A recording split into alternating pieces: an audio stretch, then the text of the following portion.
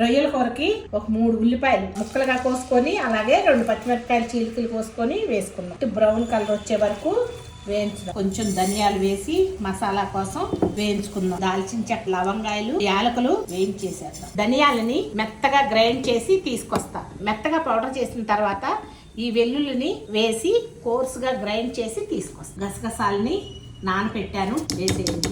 కొంచెం కొబ్బరి వేసి కొంచెం నీళ్లు పోసి మెత్తగా పేస్ట్ చేసి తీసుకొని వస్తాం. అల్లం వెల్లుల్లిపాయ పేస్ట్, పసుపు, కారం వేసి ఒకసారి కలిపేద్దాం. రొయ్యలు కూడా వేసేయండి. తిప్పండి ఒకసారి తిప్పి మూత పెట్టండి.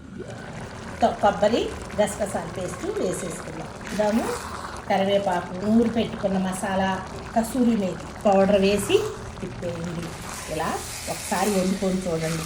నూనె సపరేట్ అవుతుంది కదా, పక్కన తెలుస్తుందా, ఇక్కడ దించేసుకోవచ్చు.